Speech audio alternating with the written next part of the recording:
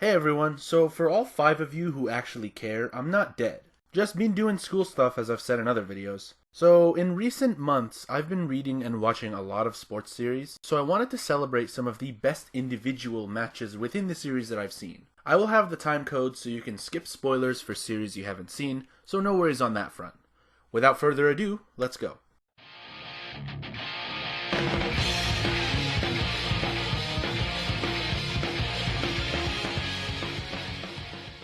Opening this list, the first match of the Kanto tournament. After their crushing loss in the previous tournament, Daemon opened the next one against the undisputed kings of Kanto football, Shinra Yugi Naga. We were given an immediate David versus Goliath fight against a team with one of the most cocky, fast, and talented players, Aegon. EQ Hosokawa was a force to be reckoned with, and Aegon's brother Unsui was a very good quarterback. Throughout the match, Aegon just clobbered the Devil Bats players over and over again. A lot of those hits were definitely not legal, but that contributed to the sense of despair during the match, that Daemon had both the officiating and the talent gap against them in the match. That's also what made the conclusion of this match so memorable. Daemon got tired of being bossed around the field by Aegon and started to meet his aggression. They showed unbelievable grit and spirit, and I lost my mind when Senna took on Aegon head-on and pushed him to the ground, and when Kurita annihilated Shinra Yugi's defensive line for the last point of the game.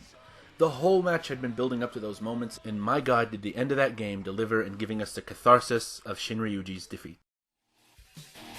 Yo, now listen, yo.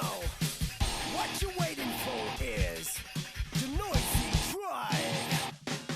We're back.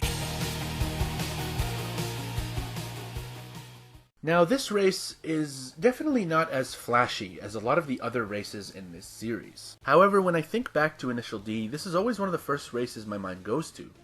Generally, the 4th stage of Initial D was by far the strongest season of the series, even though I was resigned to the fact that mangaka Shuichi Shigeno was going to give Takumi all the wins. That didn't stop me from getting a lot of excitement and entertainment out of the races. By the point this race took place, I naturally expected another Takumi win. The race was nonetheless exciting. Back and forth action, Takumi pulling out the lights out trick, some great guts from both Takumi and Joshima. I think what I like about this race is Shigeno didn't really shy away from one of sport's most brutal realities. That sport is a profession favoring the young. Joshima had a wealth of experience. He saw the track and his surroundings in a way that Takumi could have never even fathomed. But his experience outpaced his own aged body. The ending really solidifies this. Joshima had outran Takumi. Takumi's car was done, the suspension gave out, and the race seemed over. But Joshima's body simultaneously gave up on him, and he had to get out of the car to vomit. So Takumi hobbled along to the victory line with his broken car, only winning because his body was more willing to withstand the conditions of the high-speed contest. By most accounts, this race was a draw in everything but name. Even Takumi was unwilling to accept the victory because he didn't really achieve it via his own driving skill.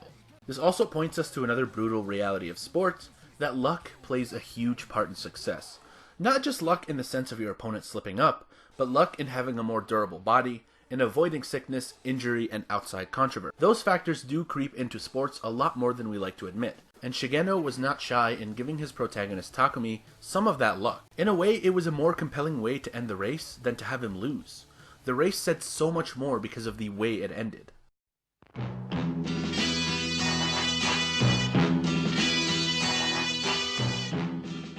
We gotta go old school for this one. Iki Kajiwara's 1960s and 70s classic ended its first canon run on TV with a highly anticipated bout. I talked about Ashita no Joe in depth in a previous video, so I won't spend too much time here.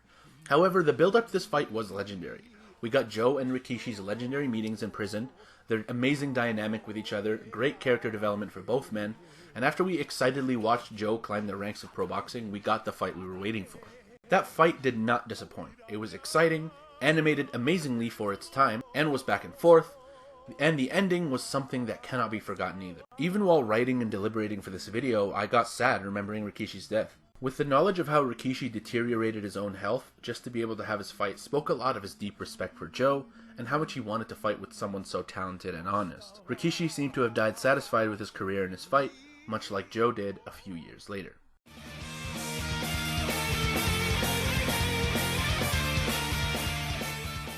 So we're gonna stick with boxing, but fast forward about 30 years.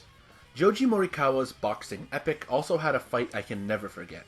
Now for the other 3 matches on this list so far, the ending is pretty crucial to my appreciation of the contest. While in this, the ending was still epic as hell, but is less important to the whole. What I love about this fight is all the factors surrounding it. The build up to the fight with the tension, the controversies, the bust-ups. It felt like we were getting hyped up for a real matchup in combat sports, filled with trash talk and anger. The next thing to take note of is that Morikawa really created the perfect opponent for Takamura. Now, some of the more problematic aspects of Hawk aside, with the reliance on the no training and natural talent angle, Hawk is essentially an American Takamura. He is very flashy, is a loudmouth, gets in opponent's head, and of course is very aggressive in the ring. Other characters even point out that a possible reason Takamura couldn't stand Hawk is because they're so much alike. It was like Takamura was fighting himself in a mirror, and boy was that mirror fight exciting. The match was brilliantly animated, kept me on the edge of my seat, had spectacular voice acting from the legendary Akio Otsuka as Hawk and Rikiya Koyama as Takamura, and the build-up and dynamics around the fight really had me invested, and cheering when it ended. Absolutely awesome match.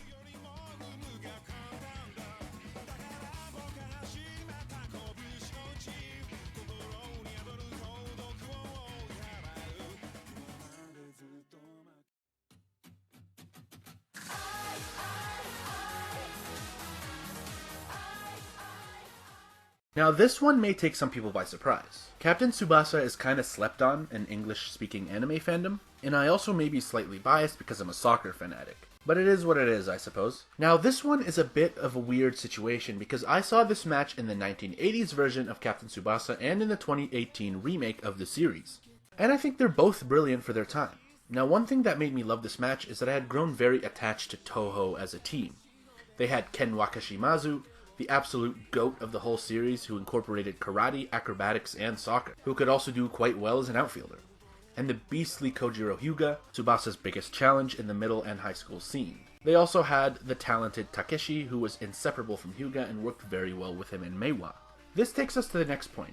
The way Tsubasa and Nankatsu were framed was like that of a domineering villain, crushing the dreams of Toho time and time again. Even though Tsubasa was the main character, he seemed like a big bad in this match. He was the wall that Hyuga, Wakashimazu, and Takeshi had to scale to get their elusive first title, to get that monkey off their backs. And man, these guys went to war in this match. Explosive shots all over the place, people taking to the air to do battle. The match was back and forth and never let up. Tsuchida Productions, even though Tsuchida Productions is defunct today, I gotta give serious props to animators at both studios because they brought this match to life. This match had all you would expect from Captain Tsubasa match. Insane shots, insane acrobatics, and more teamwork and friendship between Wakashimazu and Hyuga that I very much appreciated. Another awesome thing about this match is how much of a tank Tsubasa was. He really felt like the villain in this match. Hyuga, Wakashimazu, and Takeshi literally had to pool their efforts just to stop him. Other characters definitely did some work, but my god, this felt like a 3-on-1 slugfest a lot of the time, and I absolutely loved it. Some people are not happy with the match ending without a winner, and the title being awarded to both teams. But considering that Tsubasa literally always wins, I was fine with it. I was just happy Hyuga, Takeshi, and Wakashimazu finally got that title they deserved.